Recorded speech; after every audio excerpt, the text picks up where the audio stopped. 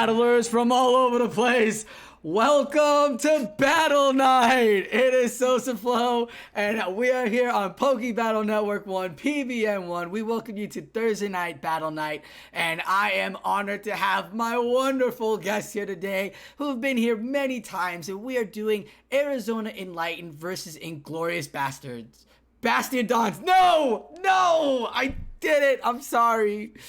Arizona Enlightened versus Inglorious Bastiodons. We are so excited to have these two teams battling it out tonight, and I'm excited to have these casters here, so I'll have them introduce themselves. Starting with Miss Nhoff. Hey everyone, Nhoff. Hey everyone, Nhoff here. Very excited to be looking through some battles today. Should be really great. Are we doing clockwise? So Jolt would be next? Yes, that's me, Jolt19. I'm very happy to be once again casting here alongside a wonderful crew of such talented casters, analysts, and battlers here. I'm very happy to be here tonight. And I'm DeFi250, or just DeFi for short, and I'm also incredibly happy to be here tonight with some good friends looking at some fantastic battles.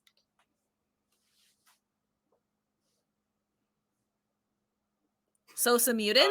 Sosa's muted. Sosa muted? This is my favorite. Sosa muted? The nice thing here is we can't even hear him. Yeah. That's the unique part right now. Oh my goodness. Sosa muted?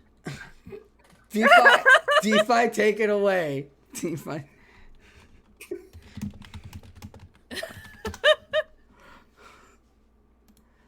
All right. So apparently I'm just going. That's fine. So like Sosa said, we have AZ Enlightened versus the Inglorious Bastiodons. So we have some bans. Looks like Sosa's gonna like chill out, figure out the tech issues, the mute issues. Test, can you hear me? But we have some bans. Test, hello? Test, can you hear me? We can hear you. Heyo. All right. I don't know what happened. Yes. But we have bans. We've got metas. Thank you, DeFi. Go ahead and continue if you'd like. Yeah, go ahead and show us the bans, Sosa. Oh, okay. So yes, on Thursday night fights, we have a wonderful 2 teams, 5 battlers, each presenting 5 bands. So a total of 10 bands between teams. And we have that here. Once the bands are given, the teams draft within themselves. No player can have the same Pokemon. So not even a Shadow Swampert and a regular Swampert on 2 teams, just 1 team. So 30 different Pokemon played by all the battlers. They come up with creative stuff. So let's check out these bands. So the bands looks like we have Toxapex, Medicham, Altaria, Registeel, Azumarill, Defense Deoxys, Lickitung, Umbreon, and Sableye. So Altaria banned by both teams. Very interesting. I love seeing me an Azumarill ban. I love seeing a Defense Deoxys ban. Nhoff, what else stands out to you? Yeah, the Lickitung ban's very interesting. Lickitung's very safe at the moment. And especially with the recent season change, there's a lot of other normal types that have gotten some love, so it's going to be great to see those kind of able to flex some muscles without Lickitung dominating. But another new Pokemon, Toxapex, we see there on the ban list, so we won't be seeing any Toxapex play tonight. Might have been that no one from AZ Enlightened wanted to build one quite yet and start playing with it this week, but I don't mind seeing that bench because it allows Tapu Fini to have a lot more play if it winds up on the field. Man, I love Fini. Jolt, is there anything else you noticed? Yes, of course. Actually, with the Lickitung ban, Umbreon ban, and Sableye ban, actually Gothagrigus has a lot of play here. And not only Gothagrigus, its brother or cousin, Runegrigus, is also very, very strong here with Astragon, with Alteriagon, which has like a neutral playable matchup. I think the Ghosts have a lot of play because once the Trevenant is gone, and FYI, you can 2-shield, farm down, go out with 100 energy in the Trevenant matchup. That's very, very good. I think Gothagrigus has a lot of play, and I'm very happy to see Toxapex ban because 1, you do not have to build like a bad IV one, and second one, we can just save it out for later when people start to master it, how it's actually played. Yeah. I like that thought process. I do like those picks. I want to also note the fighters are both the fighter psychic type. So getting that off so there's no hard counter, which means I feel the flyers might have a good aspect of play and good prospect all across. I always like seeing when Registeel gets banned, but I don't see a Bastiodon, which usually gets banned. G-Fisk, the common Pokemon, as well not being banned. So as much as I like these two ban ideas, and the flyers opening up, I feel like we might have some hard RPS with the tank still out there. But with that being said, we're going to get into the first look at the teams here as we have Munchlax versus Loco. So DeFi and myself will be going down into the field and we'll be shoutcasting that. And Miss Nhoff and Jolt19 will be giving us breakdowns on these teams before we get into the battle. So let us go into that area now.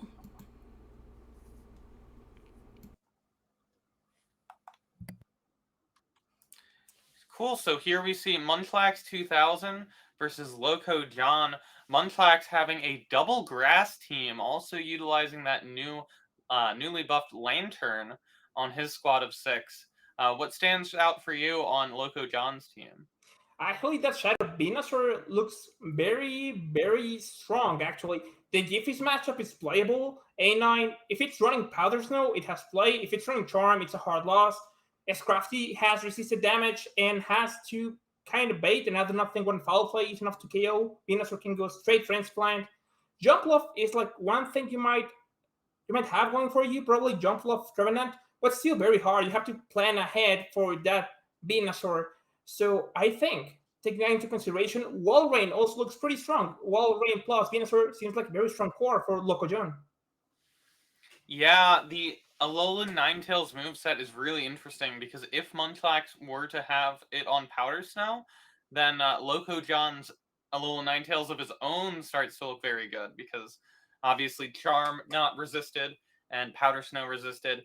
That Charm would just destroy that Scrafty on Munchlax's side, have a lot of play against the grass types as well, and really just fear that Stunfisk, but that's a very interesting moveset decision. It's also really interesting, as we saw kind of the Galarian Stunfisk slip through the bans, that they are paired up against each other. Again, because no teams, it's not that every team gets to put Galarian Stunfisk on it because it went through the bans. It's drafted by one team for each, or one party of 6 for each team. The fact that they're lined up against each other is really nice for the consistency of the battles, because otherwise they could really polarize the matchup. Yeah, of course. And one last touch on the mirror of G-Fisk. Actually, it's a very interesting matchup to play because some top players actually, when they're facing it on the mirror, on the lead, like to swap out because they do not like to check who has the CMP or the charging priority advantage. So it's a little bit tough because when you try to bait and it fails, the opponent has a complete advantage over that matchup. So winning CMP is important. So some people just avoid that completely. So we have seen multiple double swap outs. I think in Peoria, we saw a couple ones on the lead. So it will be pretty interesting to see how they match up if they face each other in the mirror. Definitely, I agree. And I could easily see that happening because of how strong Galarian Stunfisk looks for both of these players. But I think we're ready to go see how it actually plays out. We are here to see how it plays out, and this is not technical. I promise. We're good here on the sound. We're gonna have Munchlax versus Loco John, and it's the G-Fisk fighting away right away. DeFi, like, this is great, and they get the lead right off the bat. They're leading it right off the bat. Yes. All right, let's go ahead and see. We've got a G-Fisk mirror match. We've got some mudslinging here in the arena today. So the G-Fisk mirror match is pretty tricky. It depends all on these baits. So we see the first battler, Loco John, going straight for the Earthquake, and it is met by a shield over by Munchlax 2000. So we'll have to see. We see another Earthquake coming in return. Does Loco John choose to shield? And he does. Great call to shield that DeFi. That was wonderful. Not a bait call situation. And the Trevenant is coming in after the Venusaur picked up tons of energy. Gonna just dump it right off that Sludge Bomb right away. Munchlax might know how much this will do. Letting it go through. Oh my goodness. That's a lot of damage off a Sludge Bomb. It is good. It has that nice shadow boost of that 20% extra attack, but that means its defense is lower too. So this Venusaur has to watch out for this shadow ball, and the Venusaur goes back to the Pokeball. But it has done its job. It has taken the Trevenant down into the deep red, where just a couple fast moves are going to be enough to take it out. Yeah, it looks like it enough to get that Rock Slide, draw out the last Pokemon now, and it's going to come back to the G-Fisk. And now the real question of Munchlax is this a bait? No bait, gonna call it. Loco John's trying to get it sneak through, but Munchlax is saying no, no, no, no, no. The shield goes through, and now we get to see if this might go through. Will it go through? Oh my God, it's gonna go through. No shield. So we have the Earthquake. It KOs Loco John Stunfisk, but here Toxicroak is ready. And it says, I have so much energy I can get here. Gonna shield the Earthquake so that all of this energy from the Galarian Stunfisk is going to go absolutely nowhere.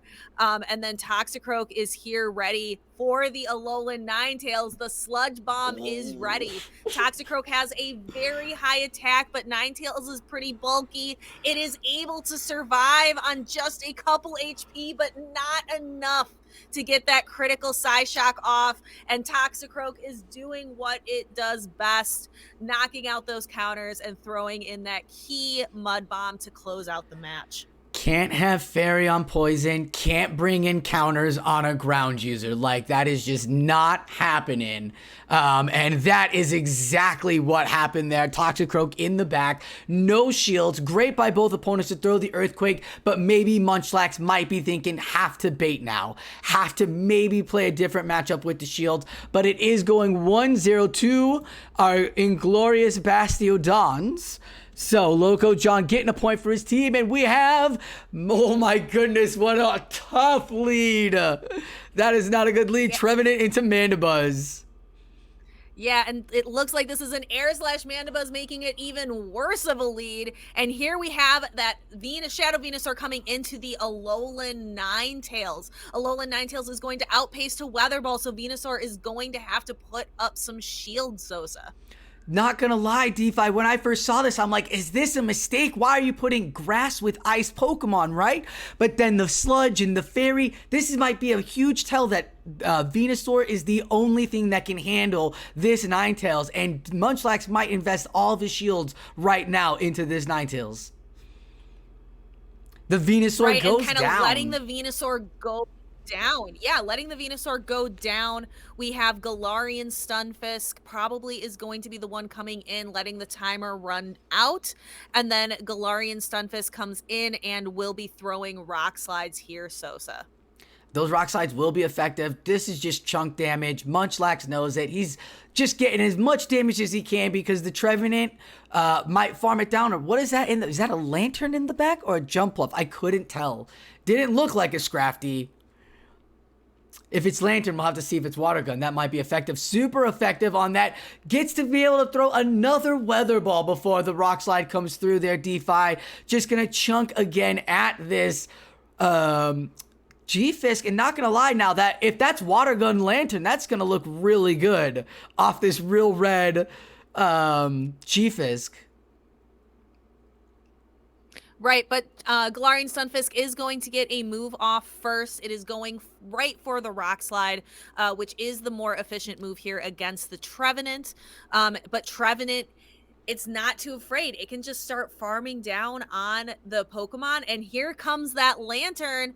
And what fast move do we have here? It looks like we do have Water Gun Lantern.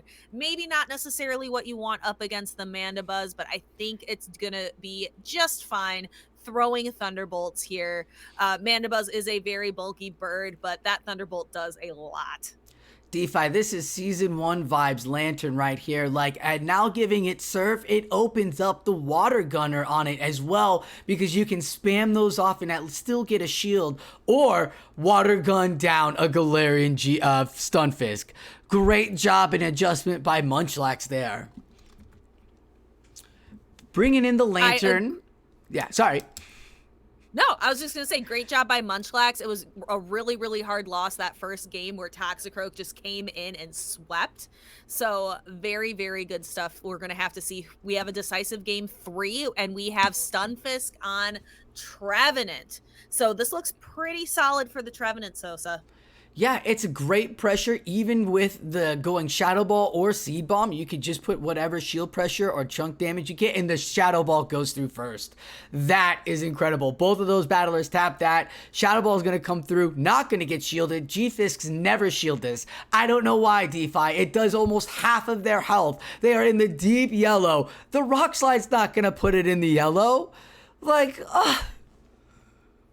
Absolutely not. So we have this Shadow Claws doing a bunch of damage, and the Galarian Stunfisk goes for the Rock Slide. But Trevenant says, I'm not going to shield. It's not going to do enough damage. I still have plenty of health left. The fast move pressure is just not enough. So Trevenant, they both go for the charge move, and it looks like the Seed Bomb does go off first. Loco John, all of that energy just goes to waste as Galarian Stunfisk faints and goes back to its Pokeball. So we get one fast move worth of energy on the Alolan Ninetales before Lantern comes in to meet it, Sosa. and it's the Charm Tails on Loco John's side. So going with that chunk damage charm that we've seen a lot happen in the opening metas right now. Not the Powder Snow, so it's very great to chunk it down, especially Lantern. Sits at like 192 health, like sitting there with a Lickitung. You got to do whatever you can with fast move damage, and Charm's going to do it. Psyshock's going to go through. Not going to get shielded, and the Lantern's just going to build up for another Surf. Gets the swap, tried to make the catch, doesn't happen, and now it's the Powder Snow Ninetales onto the grass Pokemon Venusaur. Right, so Ninetales is going to have to use its shields here. This Shadow Venusaur is going to be packing that extra bit of punch. So shields up a Frenzy Plant. We have one shield on each side of the field. But this Alolan Ninetales already at 2 Weather Balls. So we see the first one is about to go through, and then I think it'll use one more fast move, and it'll be at another. Venusaur goes down. It is Ninetales versus Ninetales. Sibling on sibling. You know, could be a mother-daughter situation. This is a tough fight. Why would you say that? Why? Best friends, you know, arch nemesis of school. Mother-daughter, though. Oh, let's hope not. There's the Ninetales is throwing the last Weather Ball, getting Munchlax's last shield. And we'll see the Charm. What will happen first, Charm or the Powder Snow? And that is the difference between Charm and Powder Snow Ninetales. You get to those charge moves faster, and that's a black screen. And that's a 2-1 to Arizona Enlightened. His Munchlax came back down 0-1 and gets 2 back for his team. Right, I was going to send this over. I thought Loco John started really, really strong, having that Toxicroak sweep in the back, but then just was not able to keep the momentum going. So, like you said, 2-1 for Munchlax 2000. Yeah, let's see what our analysts have to say at the desk. Yeah, that was a really interesting set. Munchlax coming for those 2 wins in a row, including that Trevenant into Mandiba's lead. Switching things around with the power of that Powder Snow Alolan Ninetales being able to flip that Shadow Venusaur really played out to his advantage.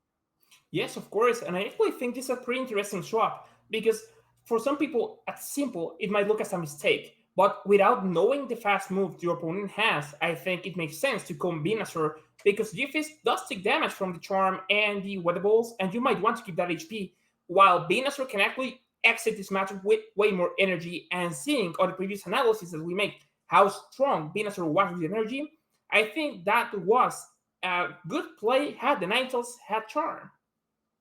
Definitely agree. It's really hard to make that decision in the moment, and can't really fault Loco John for it. And we see in the next battle, then trying to line up the Charm Alolan Ninetales on the Powder Snow Alolan Ninetales, trying to get that advantage. Just fell short of it, but still really well played battles. Do we want to get to the next 2 teams for these 2 teams of battlers? Absolutely. So here we have DV Sheriff against -10 Ben. DV Sheriff, it looks like those are 5 Shadow Pokemon and a pretty sinister 6th. if you ask me. Yeah, and I'm quite sure the only reason for that is because Chansey cannot be Shadow, as far as I know. So that looks very interesting. But I'm seeing the boss wall on the other side, and even though it probably does not have a lot of play, it is very interesting to see one. I hope we can get one. Yeah, I'm a big Buzzwole fan. Also a big fan of that Greedent and that Quagsire on negative Ben 10's team. Really liking that squad of 6 over there. A big fan of DV Sheriffs as well. If you bring that many Shadow Pokemon to Flex, it's a pretty fun time. And I'm a big fan of Shadow Hypno in particular, so nothing but respect there as well. Do you want to see how these battles play out? Of course, hopefully we can see some boss wall into Chansey action. Definitely hoping. Oh my goodness. Buzzwole into Chansey action? I won't allow it. I can't. Can I allow that? Can we allow that? Can we ban? I don't think I can. I would love to see Buzzwole into Hypno, right? Like this beefed up Pokemon that Hypno just can't beat because it always loves to go after fighters but can't do it. We're going to get Nidoqueen Shadow into Shadow Poliwrath, and this is really interesting as the Nidoqueen should probably get out of there. Poliwrath having all of the movesets against the Nidoqueen here, DeFi. Yeah, it really does. This is not looking good for the queen, but I understand wanting to throw a Poison Fang first. Look at that damage. Maybe Nidoqueen's not doing as bad as we might think. You know, you have shields. You can shield the Ice Punches. You can shield the Scald, and still apply a lot of fast move pressure. Goes for another Poison Fang before Poliwrath has a chance to throw another move. So this might just knock out. And DV Sheriff takes the advantage here, but look at the charms coming from Hypno, reaching for the Poison Fang just to get one more charge move out of Nidoqueen before we move on to the next Pokemon. Yeah, I mean, gotta get that debuff if you're gonna feed the beast. Like Hypno coming in, confusing all that poison right off of Nidoqueen. And it gets right out, meets with the Shadow Ninetales. This is Ember Ninetales, so Weather Ball will take a minute to get to. And you get the first Body Slam off of Greedent. And Greedent will give that little wiggle waddle. It gets really happy, like Nhoff battling when she lines up everything properly. We all love that little waddle there. That was great. And the Ninetales coming in and throwing off another Weather Ball, Nhoff. Or DeFi. I think of Nhoff when I see Greedent as well. I know she is probably the best Greedent player in the world. I'm also noticing I'm still getting used to it. Greedent is running Tackle, I think. Tackle or Quick Attack. One of the two normal type moves. It's weird to see it not on Bullet Seed. Tackle it is, but yes, it is very weird not to see it on Bullet Seed. Bullet Seed would have generated that energy, would have seen Body Slam after Body Slam by now. Tackle doing a little longer generation, and look at that, Hypno comes back and is met with the Skarmory. Fire Punch? Possibly? Oh Focus my Blast! goodness! Focus Blast Hypno, let's go. I love it. I love me a Focus Blast Hypno. So now the Skarmory has nothing to do. It is going to faint to the Thunder Punch. Thunder Punch would have worked just fine. But Greedent has just enough energy to tackle down the Hypno. That was silly. That was silly, Sosa. You focus blasted a fighter? I mean, great job, but the beginning definitely was where Negative Ben took it with the Nidoqueen. Taking that, as you see DV Sheriff left with a shield alive. If he would have shielded that Poison Fang, it would have been a different matchup. We'll see how he brings it in with the Nidoqueen himself meeting up with the Skarmory as the wing attacks are doing some chunk damage to that defense. Now, does he have Stone Edge? He's got Focus Blast on Hypno. Is this Stone Edge Nidoqueen? We're getting buck wild tonight in Battle Nights. I love stone. No, this is earth power, so not very effective, but still does quite a bit more than a poison fang would. So it looks like that DV Sheriff is going to be staying in with the Nidoqueen in what is typically here a losing matchup. So just kind of letting the Nidoqueen go down, showing off, no, this isn't Stone Edge, this is earth power, and bringing in the Ninetales instead. Shadow Ninetales doing quite a bit of fast move pressure to the Skarmory. So Skarmory is going to have to throw this Brave Bird. It lands! You had to use your shields at some point, especially on your shadows. So Poliwrath clears out the Skarmory. And here we're going to see what negative bet 10 Ben's move next move is. DeFi, I'm not going to lie. This is a very big uphill for the Poliwrath. I mean, not only do you have to go against the Greedent, which is tanky, but you got the Nidoqueen that's about to throw these debuffs. Shields or no shields, Poliwrath. We saw what happens when you don't shield one of these poison fangs. Like, you go bye-bye. So now you've pressured down your debuff. You're going to force shields, but now you gotta land a Focus Blast on the tackle. You're gonna get double debuff. So much here riding on this Poliwrath. Right, and this Poliwrath, like you said, the debuffs are going to start adding up. Even if Poliwrath could, it's going to take a while because the Poliwrath is switch locked in here. There's really nowhere for it to go. Just barely gets out in time. So it clears the debuff. So the Poliwrath looks like it might be able to handle the Nidoqueen, but that's not the end of the match, unfortunately. Girl, there is a very healthy little Greedent in the back, and I'm saying that thing is so green. It made no dent in that Poliwrath. But Poliwrath made no dent in its health. Absolutely there. not. That is Negative Ben. We're having so much fun. I forgot to keep the score up. Negative Ben now taking 2 matches away from DV Sheriff and gets his team to the lead now 3-2. Greedent with the lead. Oh my God, if I'm DV Sheriff, I'm having nightmares of this squirrel from now on. Because the crunch on the Greedent is also now very effective on Hypno, which is why Greedent is such a wonderful Pokemon. But now we know that Hypno does have Focus Blast, so Greedent does have to watch out for it. Greedent throwing a Body Slam here into the switched in Poliwrath, but Skarmory is ready for it. The super effective air slashes are going to start chipping away at Poliwrath's health, and there's not a whole lot Poliwrath can do about it. It can throw a Scald, which is what I'm guessing we're going to be seeing here. Take Skarmory down to about half health, but we still have shields in play. So I see Skarmory just fast moving the Poliwrath down. It is gone. It is out of here. And then we're going to have to see how DV Sheriff decides to recover.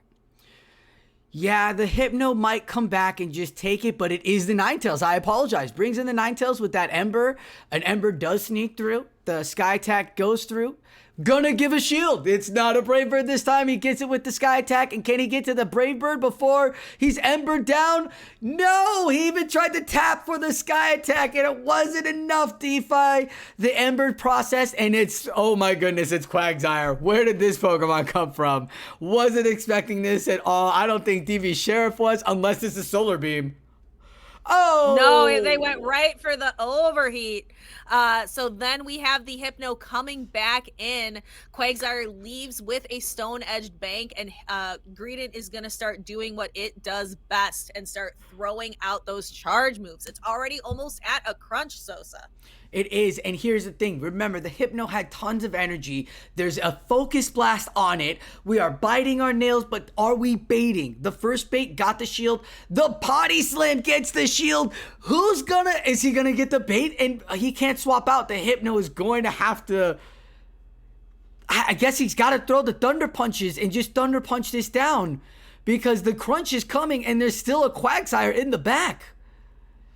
Yeah, so here comes that next Thunder Punch. Will it be enough to knock out the Greedent before it is not? Greedent's hanging going on? The confusions are adding up. Looks like wanted to go for the crunch, wasn't sure if he was gonna make it, and goes for that body slam instead to get that guaranteed hit, that guaranteed knockout. Slams going for the Quagsire, and here we go. Let's see that earthquake that is going to rock that Ninetales world out, and Ninetales is out of here. That was perfect timing. Immediate throw, swap into Quagsire, immediate throw, GG's DV Sheriff. Didn't bring the Chansey once. He teased it. He teased it for us, didn't bring it once. Probably would have done nice against that Greedent over the Hypno, but we'll let the analysts give us why the Hypno came over Chansey. Analysts, what'd you see? I mean, DV Sheriff is nothing if not a very showy battler. You can see it in the team itself, and no surprise at all that Shadow Hypno was packing the very showy move of Focus Blast to throw against that Skarmory and potentially hit that Greedent if it had lined up.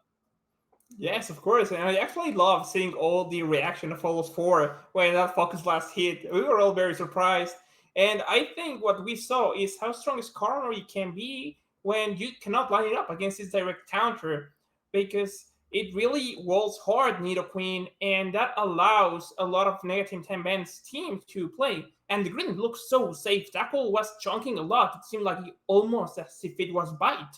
The Hypno was taking a lot of neutral damage so fast, which makes you almost deforced to shield body slams. Yeah, that's a really good point. The Skarmory looked so good against DV Sheriff's team because it was only really that Shadow Ninetales to threaten it. Fully walls the Shadow Nidoqueen, fully walls the Venusaur, has such good play against that Hypno and Poliwrath as well. And obviously we didn't see the Chansey.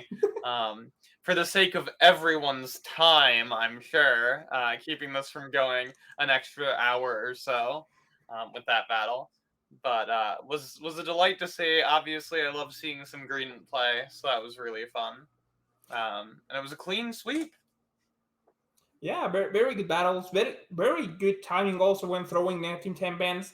I am a little bit disappointed we did not get to see the Buzzwole, but it had like just so little play, especially when the chance is not coming in.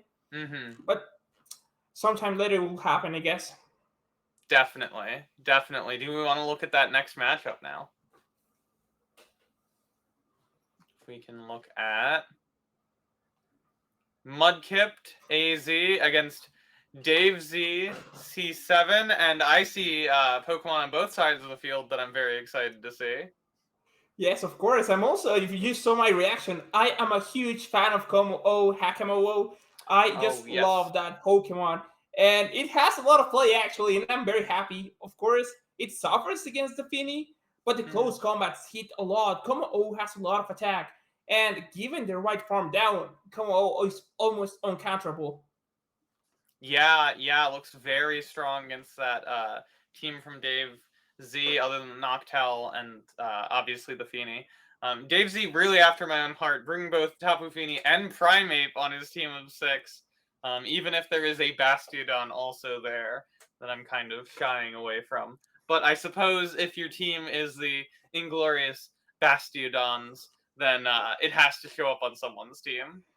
Yes, of course. It has to be the balance, right, between good and evil. There has to be a balance. And I'm also looking at that. Oh, it's Double Finny, actually. I'm looking also at that he's doing Quillfish, who actually has a lot of moves diversity. Can run the Poison Sting, can run the Poison Jab for the fast move damage, has the Ice Beam, has the Shadow Ball, has the non-stop Aqua Tail, actually. But has a lot of things to hit a lot of different Pokemon. So it will be very interesting to see if it comes in, what is designed to counter. Yeah, that's a really good point. Has similar moveset flexibility to something like Drapion. And yeah, it has Aqua Tail. It is a fish, but it is not getting stab on that Aqua Tail. I got one question for you, Nhoff. Okay. How many Smackdowns does it take to take down one Talonflame? Oh, I want to say the Talonflame doesn't make it to a move, so probably 5. Probably 5 Smackdowns sounds about right. Let's hope we can see that, because I want to quote you that. I think that's true. So let's get into the battles. I am so excited to see these ones. I'm ready to see them. How are we not ready to see these battles at DeFi? We've got two Tapu Finis on either side. Like, it's really fun seeing the mirror matches, but I'm a huge Primate fan. Like, first off, it's 100% in Play Pokemon Championships. I don't know if you know that, but that's a Pokemon you should probably be looking at. It's 100%, no big deal. But it's got a great set of movesets, and a fun thing about this meta now is that battlers can change their movesets once they see their opponent's team. So Pokemon like Quillfish, like Primeape have better play now because they can move, they can change their moveset. Agreed, and I am really looking forward to these battles. I love these teams, and here it is, the Inglorious Bastiodon starting off the match, causing an immediate swap, and we have our fighting our Dragon Fighter into the Trevenant swapped in. So the Trevenant is choosing to shield the Dragon Claw right away, knows that it's going to have to get some damage to get this Pokemon out of here. Yeah, like, the Dragon Tails on this thing are going to chunk away, and that's great. Now you can just throw Dragon Claws and just kind of see if they're trying to save the Pokemon here, if they feel like their Trevenant's feeling really good. Mudkip here putting that pressure on again with those Dragon Claws, getting that final shield. Now it's all him. Does he want to keep the shield? Does he want to play around with this Dragon some more? And he's going to play around with the Dragon some more. Building up and for that fighting move. Yes, so it looks like we are going to try to build up and see if we can fast move down the Trevenant, and is successful. Trevenant not able to throw a move. We have no shields left remaining in play. So it looks like Dave Z going to be relying pretty heavily on the Bastiodon in the back. But however, our fighting dragon is able to get to a charge move. Swampert, not necessarily known for its bulk. Close combat knocks it down to the deep red, and then switching in the Bastiodon afterwards. Woo! And that's what you want to close out with. If you see a Bastiodon on a Bastiodon team, just give a Bastiodon a water gunner and say, have fun, try to take this thing out. As the Tapu Finis get into a surf, gonna throw it, no shields. Again, in total control there. That Bastiodon led the way, and it was able to, Hakama was able to get off those shields, and now this Bastiodon has to see surfs, and this is not what Bastiodon wants to see. A Stone Edge goes through, and it's still not in the deep red yet, DeFi. No, Tapu Fini, I want it to be bulkier than it is. It would make it so much better, as much as I love it. But that surf almost takes out the Bastiodon. Needs one more water gun to get there. But now, and was able to knock out the Swampert. The Swampert was at a move. The Swampert had a Hydro Cannon, but there was still a Skarmory in the back, so he couldn't. They were trying to save the Hydro Cannon for the Skarmory, and didn't work out because Water Gun came in and did its thing. Now we get into battle 2. It's Hakamo getting the lead into that Bastiodon. It's Inglorious. It's a Bastiodon, and it's off the table immediately. Gonna build up with these Dragon Claws. Look at the chunk damage, DeFi. Can you believe how good damage Dragon Tail does? I definitely can. I've been seeing quite a bit of it in the Evolution Cup out in GBL today. But here we have the Swampert, and it is doing Swampert things. We are about to see some rain coming down on the battlefield. Here's Hydro Cannon number 1 shielded up, and Hydro Cannon goes for another move but doesn't quite get there. Is fast move down. DeFi, do you see what's in the back on both opponents? We got the Hisuian Quillfish on the left and the Tapu Fini on the right. It is another chance of marrying it up properly. And now that Bastiodon is back and meeting this close combat, Hakamo is gonna, I don't know. Will this take the Hakamo out faster before it gets to another close combat? We'll have to see, because that's a defense debuff. Nope, just kidding. It's got a second close combat, but it's going for Dragon Tail or Dragon Claw. Yeah, oh, and does draw the shield away from the Bastiodon. So the Bastiodon only has 1 shield left, maybe 2 if you count the shield that's on its face. So it goes here for the Stone Edge, draws the final shield away from Mudkip AZ. No shields left on the field. And here we have the Tapu Fini, but it's met by that Hisuian Quillfish. Hisuian Quillfish, like Nhoff mentioned, is a fish, but is not a water type Pokemon, so does not benefit from being a water type here. So it is just going to one Shadow Ball KO that poor Tapu Fini. Not a water type Pokemon, but sure has Aqua Tail, which spams water off so fast, and that's still nothing that shielded faced Bastiodon wants to see at all. The little Quillfish introduced to us with the Hisuian roundups. This cute little guy has been really fun to play with, and Lord Overquill as well. I'm glad he's rocking the Shadow Ball. I thought maybe they would have done the Ice Beam, would have been good against Noctowl, but bringing in the Shadow Ball is fun as well. Look at this Bastiodon, though. Loaded up on energy now. So much energy for this Hakamo. Who gets it first? Oh, the close combat came first! Oh. I don't even know if it completely needed that close combat. That's going to take out Bastiodon and a couple Shieldons behind it. So the Hakamo takes that match. Or is that Jangmo-O? That's Hakamo-O. Jangmo-O's the small one. Jangmo-O's the baby Mo. Como-O's the evolution. And Hakamo-O is the third. Yeah. No, I'm getting Hakamo-O is second. Middle. And Como-O. Como-O is... So that's a Como-O. That's a Como-O. Big guy. Yeah. That's a oh my goodness. After 2 leads of Bastiodon, he brings shiny Talonflame. Bastiodon is closing in the back, so he didn't fully bench it, but this is a great call on Mudkip. He's basically called Davs the entire matchup here. I agree. So nice to see the Talonflame come off of the bench, throws the Brave Bird and dips away. And here is the Tapu Fini that is ready to apply some pressure. Noctowl going right for the Sky Attack. And again, like I mentioned, Tapu Fini is a really fun Pokemon to play, but it is not incredibly a high defense Pokemon. So that Sky Attack does take it down to less than half health. So Tapu Fini is going to have to start investing some shields in order to apply some pressure back to the Noctowl. And a great protect shield because it is up to the Moonblast now, and he can put his opponent... Oh, just kidding. I was about to say he could put his opponent to no shields or not, but he's just going to let Tapu Fini shield and take both shields. He's almost enough to surf this Noctowl down, and he's got 2 surfs and a quarter there of energy. So surf and a couple of water guns, and he's almost at 2 surfs again here. It is the Trevenant coming out, and the Moonblast is ready to go. Trevenant not shielding that. That is not shielding the Tapu. We'll see if the Moonblast procs as well. Sorry, Mudkip, you're not Nhoff, as the water gun doesn't take it out all the way, but Talonflame is here to play. 1 Incinerate goes through. Did that take out Trevenant? No, I don't think it did. It's still in the back, but now we have Mudkip is exactly where he wants to be. Shadow Swampert onto a Bastiodon. Davs just doesn't have anywhere to go here. Recognizing and just not shielding. Swampert is going to be Mudkip Swampert. It makes sense, I think, now why Mudkip brought the Swampert. It's all starting to make sense to me now. But it's already going to be, by the time I'm finished with this sentence, at 2 Hydro Cannons.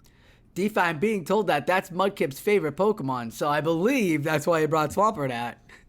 The Shadow Swampert's Hydro Cannon taking out this Bastiodon, and look at that. You gotta shield this, and Talonflame can take a Shadow Ball at the health that it's at right now. But can this Trevenant survive the Swampert mud shots? Oh my goodness, no. Oh, the Incinerate goes through. So the Incinerate goes through. I think can Talonflame tank a Shadow Ball from here? I'm not sure. Talonflame goes down. I totally thought that was healthy enough. I apologize. The Davs Trevin, put me to shame, Miss Nhoff, as you saw the Shadow Ball take the Talonflame out. Yes, and I am excited to hear what Nhoff has to say about these teams. We've got 2 Tapu Finis. The Primeape didn't show its face. I'm kind of sad about that, but we love Noctowl. Lots of great Pokemon to talk about, so let's go ahead and take it over to our analysts. You're giving me flashbacks saying the Primeape's not showing up. I saw a Tapu Fini against a Noctowl. takes me to not even week-old PTSD from a grueling 15 games. But no, those were amazing battles. I always love seeing a Tapu Fini lined up on a Bastiodon. Feels very satisfying, and obviously Fini on both sides of the field is also pretty great. What do you like about these matches, Joel? Oh, a lot of things. Actually, we saw the Zero Shield on the Fini versus Bastiodon, and that's very close, actually, which is just insane, in my opinion. However, I do think it was pretty obvious that Primeape was not coming in. Like, it's got to keep 100% win rate. You cannot risk it. So it's perfectly understandable. And I love the combo. Oh, the 2 wins, obviously, were with the Dragon. It dominates so hard when it's in the right matchups. It can even take the Hydro Cannon from the Swampert, the Dragon Claws, plus the Dragon Tails add up in neutral damage. And Bastiodon, of course, as Defy mentioned, a close combat takes out Bastiodon and about 5 Shieldons. Yeah, it was really interesting to see in that first game the Skarmory into the Bastiodon winding up being flipped by the end of the matchup just because of how strong that Como is against any opponent on Dave's team other than the Tapu Fini.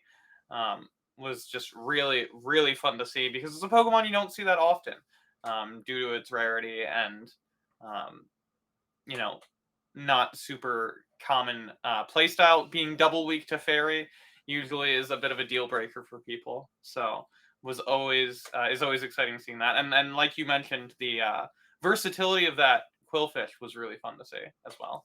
Yes, of course. And as a closing note, quickly, I think that rebuilding both char moves on the second game was actually key because that allowed the Noctowl to come in game 3, as Sosa mentioned, no Ice Beam. So had you just thrown the Shadow Ball into the Bastiodon, you can actually fake that Ice Beam so that Noctowl does not feel so safe to come in, which actually Noctowl tanked a lot of the Tapu Fini's damage. It took it so low that might have actually gave Dash the win condition. Definitely. Well, I'm sad to move on from this matchup because it's such a beautiful, both teams are just so beautiful, but I think we should move on to the 4th pair of battlers here we have this evening. And that is Dave and Hundreds versus Fat Matt 29. Now, I was sad to leave the Fini and Primeape, but I see a beautiful, shiny Kofagrigus. Dave and Hundreds really trying to play towards my favorites alongside Empoleon, a Tentacruel, a Sneasler, a Frostlass, and an Obstagoon. Of course. And on the other side, we see the bane of all Ghost existence in Wigglytuff, which is one of the most horrible matchups that you can face as a Kofagrigus, because you will have to run Psychic, which is over 50 energy, and Wigglytuff can easily tank 1, and I'm quite sure it can actually probably live 2. So that will be pretty interesting. I think we are due to some RPS. However, the Tentacruel seems very strong. Now with its Scald, I am unsure of how the Gliscor matchup goes, because Gliscor probably has to land the EQ to win. So I think Tentacruel will play a key part here, because I think Jellicent is just too risky. Yeah, Tentacruel looking really good in just stopping that Wigglytuff. And the Gliscor is really interesting. It kind of has play against everything on David's team with that dark and ground coverage. I believe the only thing that dark or ground doesn't hit for super effective is that Obstagoon. So it should be a really interesting matchup to watch. Yeah, let's see those games right now. Let's see how much RPS we can find. Well, I hope it's not RPS. That'd be really, fun, but you kind of don't want RPS. You want to have some fun here. I do want to see Sneasler. I'm not going to lie. I want to see what this Pokemon can do. I want to see its power. Unbearable, unlimited power. But we're going to get Lantern into Frostlass. And you know what, DeFi? Go ahead and take her away because she's shiny. It is a shiny Frostlass. I love me a shiny Frostlass. My PvP one is as well. And there we have the Kofagrius. Unfortunately not shiny, but I prefer the shiny sprite that's on David 100's side because Kofagrius shiny is so good. So here we have the Jellicent. Does correctly shield the Shadow Ball. Very nice. And throws a Shadow Ball of its own, hitting all of the bubbles. Goes for the Excellent, which Kofagrius does shield. So you can see, and it does look like it is a Hex Jellicent, so it is doing super effective damage to the Kofagrigus. However, that Coffin monster is doing much more damage to the Jellicent in terms of fast move pressure. So much more damage with that, including energy buildup, that I was able to throw 2 Shadow Balls before Jelly could throw the second one. And there you go. Both shields are down now, and we're just going to claw this thing down. Davin looks like he's doing it well. Oh! It looked like he was trying to farm it down. Fat Matt hit that Shadow Ball, but the move came off the Coffin first, DeFi. And it's Shadow Ball. Hate to see the Shadow Ball go through like that. Like, where's the Dark Pulse? A little less energy wouldn't be so bad, but oh, it's the Wiggly. And it's the charm. The Wiggly is charming away that Coffin. It's like, come here, charming away, but not enough, because the move goes off. Wiggle, wiggle, wiggle. So it is wiggling through. It takes the Psychic, no problem. And then here we have the power of Charm. So let's go ahead and see what Dave Hundreds has to meet it. And it is the Frostlass. So Frostlass is going to be relying on its charge move of Avalanche, which is certainly a powerful charge move and more than enough to send the Wigglytuff back to Nurse Joy and back onto the bench for Dave 100. So all that's left is the Lantern, and looks like opting for the electric fast move rather than water gun, but did change to the much more optimal surf charge move that it recently received. So Lantern going to be trying to fire off as many surfs as possible onto this Obstagoon. Right, and Obstagoon here trying to throw a charge move so that it can do some good chunk damage. But there's so much energy on this Lantern that it's got to throw a Surf and a Thunderbolt. Oh, Obstagoon's going to be able to get that move off. Cross Chop would probably be the best one here. Does a little more damage than the Night Slash. But if they're trying to proc, we're trying to proc. Guess don't get the proc, but double Night Slash is coming through. I guess guess you had 2. So proc and then go for the cross chop here. Nope, just going double Night Slash. Oh. But the Lantern looks like is able to KO the Obstagoon, but not before Frostlass is able to throw a move. Even Avalanche, I think, would be enough to KO at this range, just because the Lantern is so low. So the Frostlass takes it. I can't be mad about that. The Frostlass being the winner of the game, giving Dave and Hundreds 1 point and tying it up for AZ Enlightened versus Inglorious Bastiodons. Yeah, I did everything that you're supposed to do with the Frostlass line, and that is just have Frostlass with energy and a shield. And Frostlass is that good, but Sneasler is out. We finally get to see it. Okay, so it's got the Claw. We got counters coming into this Poison Fighting. Is that Poison Fighting Pokemon here? Yep. So both of these Pokemon are doing not very effective fast move pressure to each other, but looking at that Sneasler's health, I don't think you could tell, because Sneasler is such a glassy Pokemon. Even the counters are starting to add up. And this Stab Body Slam is something that Sneasler definitely has to watch out for. I'm anticipating no shield, just letting the Sneasler go down, and opting to bring in Kofagrigus instead, which is something Vigoroth does not want to see. Even going straight Bulldoze, Kofagrigus is going to have the advantage because it can throw Dark Pulse just a little bit faster. So being able to go straight Bulldoze is pretty tough for the Vigoroth. DeFi, they threw Psychic in the last matchup. There is no Psychic, Dark Pulse on this Pokemon. So we get the shield. There's no debuff. Vigoroth is looking really good, like it's rolling through Evolution Cup right now, as it's just dealing another body slam onto this Cofagrigus, and here comes the third body slam. How many body slams is that? Anybody keep account? This thing again building up so much energy off the Sneasler. Boom! Body slam does nothing to Kofa. Here comes Kofa. There's no shield left on the Vig. Will the Psychic finally make it? Ooh! And, immediate swap out, and it's back to the charm, wiggle, wiggle, wiggle. Yep, so Wigglytuff is out there, and no, Obstagoon. That is rough roll for David Hundreds. Has to just kind of deal with getting completely fast moved down. Charm is doing what Charm does, and that Wigglytuff delivers a win for Fat Matt, bringing the score for the two teams 5-6.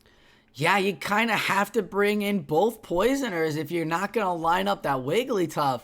Fat Matt thinking that Davin is not caring about the Wiggly, and Wiggly's like everywhere. He's even leading it into the Obstagoon. It's everywhere. This beautiful fairy normal Pokemon is haunting Davin's dreams. No coffin, you're not scary. This cute fluff pink bunny is scary. Even swapping, like Wigglytuff was in a good matchup there, and swaps in the Vigoroth to handle the Cofagrigus. So Vigoroth gonna have to, doesn't even bait the Bulldoze, is just gonna be going straight body slam here. I think Fat Matt knows that the Wigglytuff is key to victory and is just kind of styling here at this point, Sosa. Yeah, gonna chunk away. Gonna chunk away, and then I guess keep a shield for Wiggly at the back.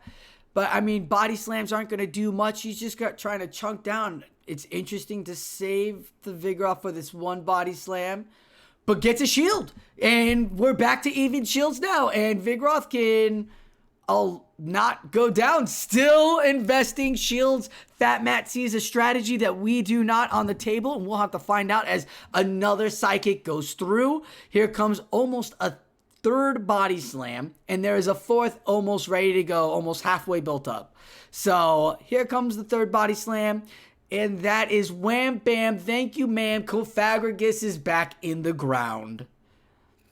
And then I saw that water type. I think that was the Tentacruel. I saw poison coming through. Yeah, that is Tentacruel. So Tentacruel, not worried about these counters whatsoever. Vigoroth has to get another body slam and just barely makes it before it gets fast moved down. So Tentacruel is ready and wants to get alignment onto the Wigglytuff. But however, we do have the lantern in the back. So now Wigglytuff, what it's going to do, it's just going to charm down the Obstagoon. And then the Tentacruel's going to come in to try to deal with Wigglytuff, since Wigglytuff can't do a whole lot to Tentacruel.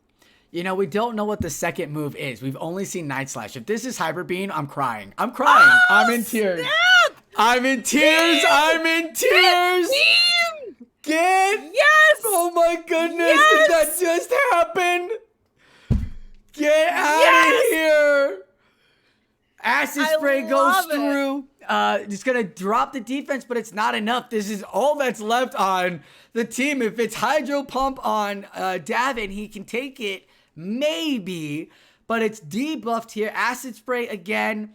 Let's see if he can build up for a move. Nope. Surf's going to come in and do the job, and it looks like Fat Matt will take it down, even if his Wigglytuff got Hyper Beam to the face. It did not work. Who really won the match here, Sosa? Who really can claim victory? Obstagoon That was on a Wigglytuff. Hyper Beam in that.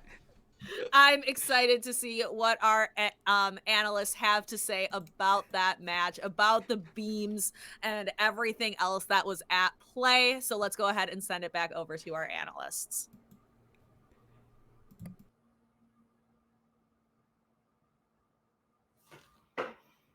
I'm lost for words. Wow. Oh, yeah, I know.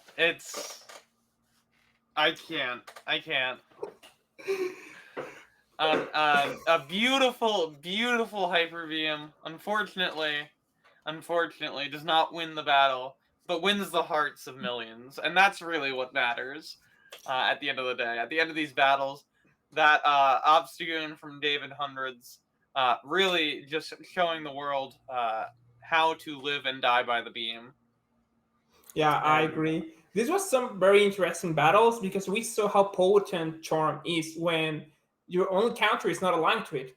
And this is actually very hard because Daven has to bring Kofagrigus, but with Psychic to hit the Charmer because otherwise both Dark Pulse and Shadow Ball are resisted and double resisted respectively. However, Kofagrigus loses the match against Vigoroth with Psychic, a matchup that it wins with Dark Pulse. So it's pretty much pick your own poison, and we saw Kofagrigus aligned to the Vigoroth and losing switch twice. So that was pretty hard to see. And yes, as Defy mentioned, Sneasler cannot take a charge move. Even resisted counters, non-established counters, took like half its HP. Yeah, that Pokemon is very flimsy, even flimsier than Toxicroak, if I recall correctly, as its typing twin. But yeah, that Kofagrigus, I love to see it. It's just very unfortunate that we saw, both normals frequently from Fat Matt. But really, really great play by Daven throughout those, and then obviously the big play in that third battle was really great to see. Yeah, of course, that Hyper Beam was everything. I would have loved the Gong Shot too, but the Hyper Beam was also amazing. It's a stab Hyper Beam. Yeah, the Gong Shot would be nice, but I can see exactly why that Hyper Beam was brought. Has a lot of a lot of targets, everything except for the Jellicent, and is the big power play. Always fun to say. It is a beam, and Gong Shot is not a beam, so that's reason enough for me. That's true. So we are going into the last set of battles, if I recall correctly. Can we see that last set pair of teams? So we have Magi Magikarp against Waifu, it seems. And we have double Cresselia action. No, that's not a Mandibuzz. That's a Talonflame. We have 4 flyers, though, across the two teams.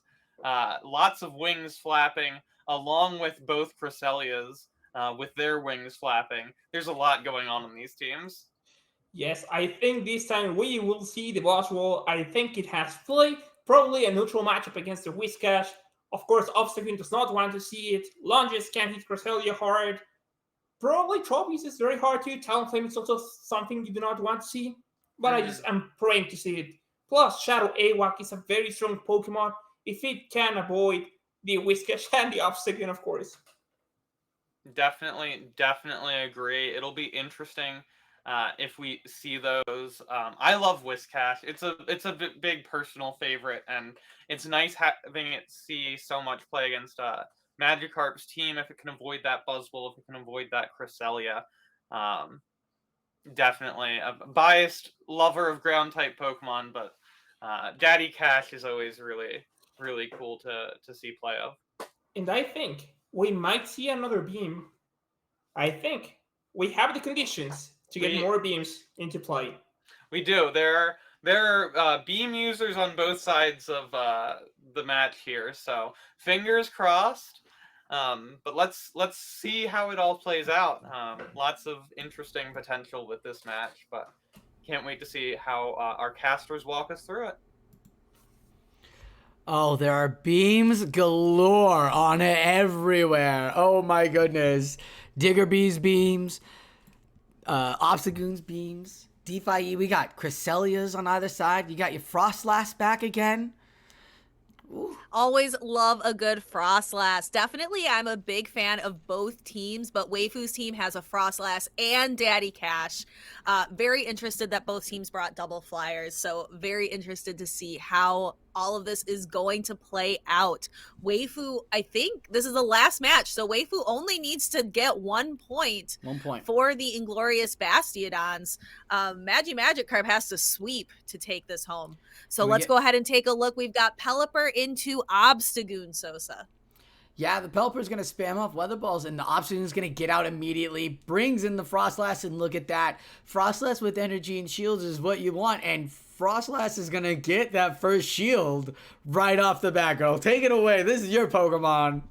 Yeah, Frostlass with energy, with shields is a fantastic Pokemon, even in open metas like this with just a couple of bans. So Frostlass is, however, pretty glassy, so not going to risk taking a Hurricane and throws up a shield and is almost at that next Avalanche. Is going to, I think it can take a Weather Ball here, but opting to put both shields, Waifu is investing in this Frostlass, throws the next Avalanche to get another shield from the Pelipper. So it looks like we've got no shields left on the field. Pelipper is going to beat Frostlass to the Weather Ball. This is going to be pretty close. I think Frostlass might survive this by a little, or it's going to knock out just barely. Yep, survives it by just a little and gets to the Avalanche. Frostlass doing Frostlass things. Its attack power is so high. Neutral Avalanche knocks out the Pelipper. Waifu wins switch. I like this play here. Bring out the Noctowl, or the Mandibuzz. Show it what, Frostlass is good against Mandibuzz, but now there are no shields. Frostlass is off the table. Yeah, you could take a cross chop, but you don't want to take aerial aces, and that's what Mandibuzz is going to throw off. The first cross chop, not going to do much. Oh my goodness, this Umbreon of the sky is just taking everything.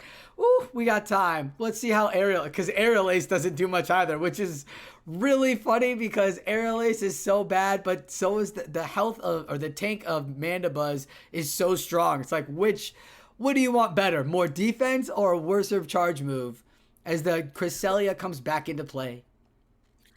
Looks like they are not going to make us watch that very, very long matchup play out. Instead, bringing the Mandibuzz for the Cresselia. Cresselia is going to have to take super effective foul plays and snarls. Oh, but we see a swap here. Alolan Marowak going in for the Cresselia. Cresselia is going to be relying on Moonblasts here. Yeah, and this is Shadow Bone Marowak, so that's going to put some super effective onto this fairy typing as the second Moonblast is going to come out. It did alright damage to this Marowak. The Marowak will survive that. Will it get the debuff? No debuff. I guess nobody's getting lucky like Nhoff. We got Shadow Bone 1 because Shadow Bone 2 is in the back. Ready to go. Shadow Bone 1 takes out the Cresselia. Shadow Bone 2 not needed as he's going to Bone Club because Shadow Bone doesn't do much to that dark typing. No, dark normal typing ghost moves are not what you want to throw. So Marowak is going to be relying on Bone Club. So this is definitely Obstagoon's matchup. One Night Slash is going to be more than enough to knock Alolan Marowak off of the field. Don't forget that Mandibuzz, pretty healthy, and Cross Chop didn't do too much, so it's not Hyper Beam. So we don't have to worry about Hyper Beams off the table on Waifu's side. We'll have to hope to see it on Diggersby's side, but 2 aerial aces should be enough to take out Obstagoon from here now, DeFi. Like, this Mandibuzz is loaded. This is exactly what Magi needed to get his team the little hype. He needs to sweep here. Cross Chop won't do it. He needs to sweep here in order to keep his team alive and win this matchup. This is the final battle as Waifu just needs 1 win. And it looks like Magi is keeping AZ alive for 1 more game. Exactly. Air Slash going to be more than enough. So this brings Magikarp brings the score up 6-7. And like we mentioned, Magi has to win the next 2 games as well. So we're going to have to see if Waifu can adjust and be able to close it out for the Inglorious Bastiodon win. That will be real interesting, real tough. We saw both Cresselias came out.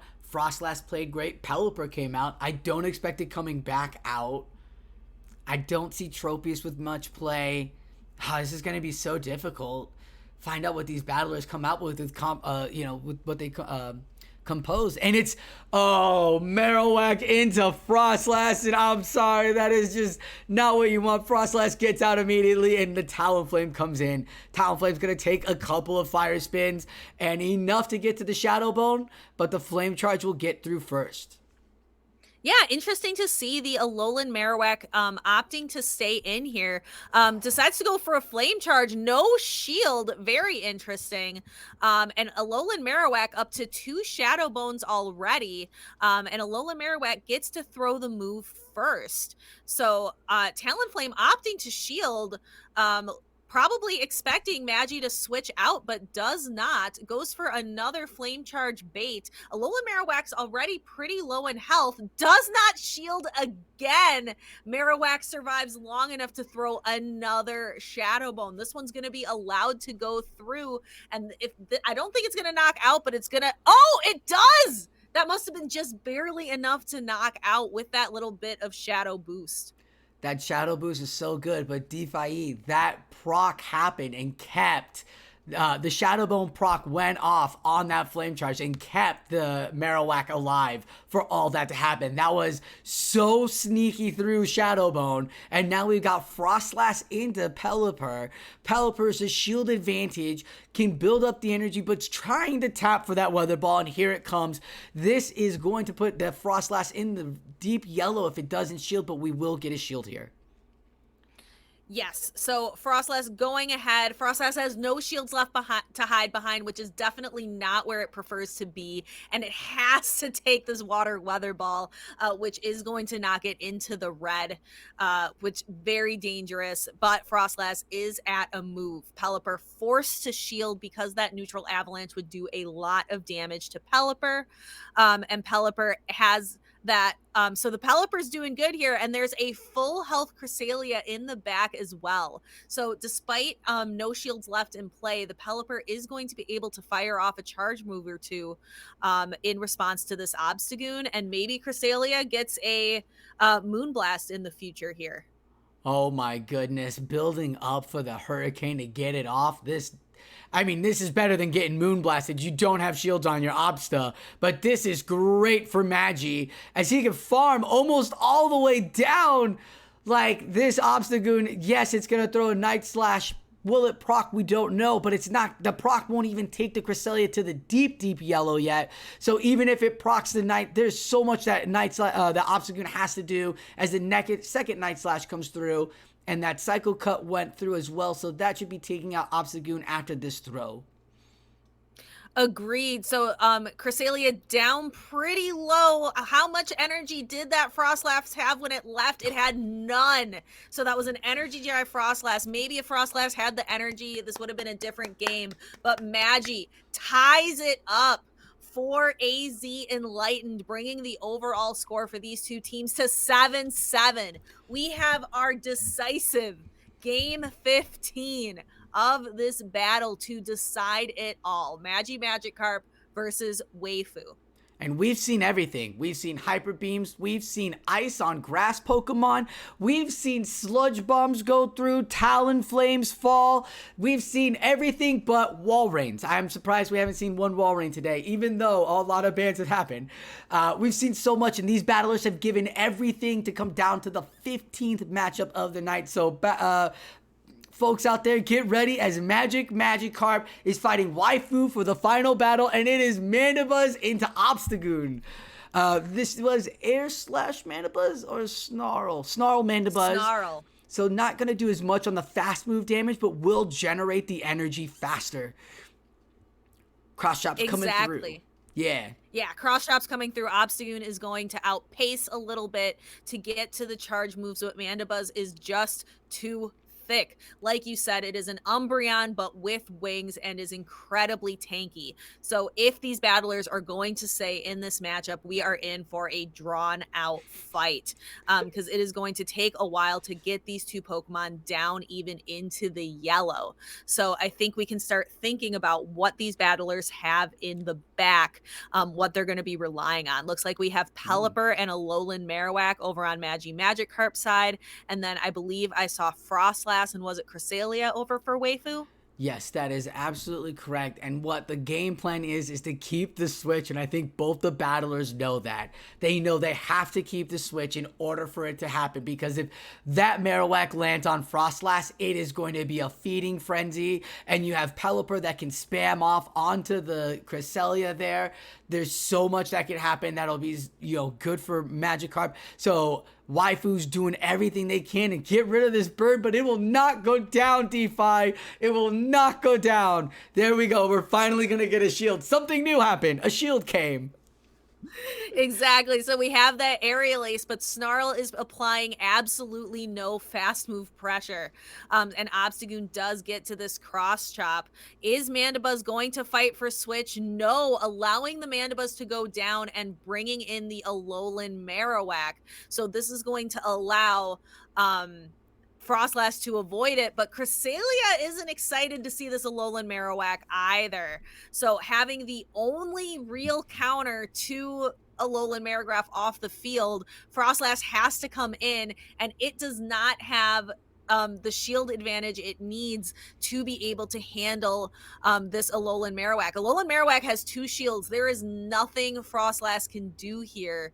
This is going to be really tough road for Reifu. Oh, girl, you gotta have veins as cold as ice to call that bait avalanche on an Alolan Marowak.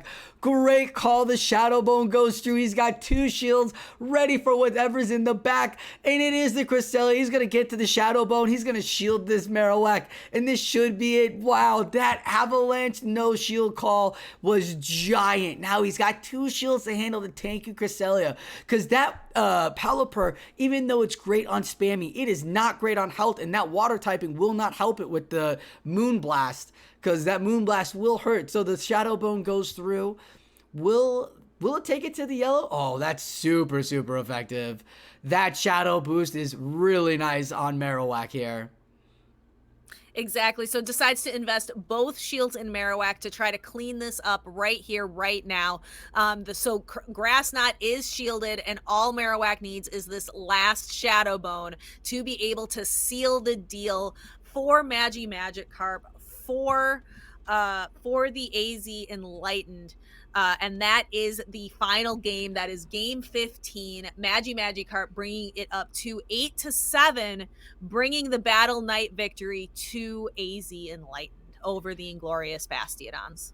Yeah, let's head back to outside of the stadium where we'll meet the analysts and we can talk about how the AZ Enlightened took over and came back. What a great matchup by both teams here, battling it out, ups and downs all over the place. But AZ Enlightened are your winners. Analysts, what did you see in that last matchup? Down 5-7, and you've got a sweep. How, Magic played amazing. Yeah, there was so much there. Lots of ghost on ghost action of that Alolan Marowak on that Frostlass, and just some really high level play and some some good lineups of dark types on dark types, ghosts on ghosts, etc. Bringing it in favor of Arizona, of AZ, in the end, which is really great to see. Love a comeback. Especially in the final match like that. Jolt, what did you say? Of course, and I actually loved how the AWAC was played. Shadow Alolan Marowak has a lot of play, a lot of fast move pressure, and even though, as you mentioned, the Frostlass can be a huge threat because of the Shadow Ball, such a no shield on the Avalanche in Game 3 was clutch. Plus, we also saw how dangerous Mandibuzz can be, how spammy can it be. I actually was thinking in the middle of the battles, how could this have changed if the Obstagoon actually had obstruct?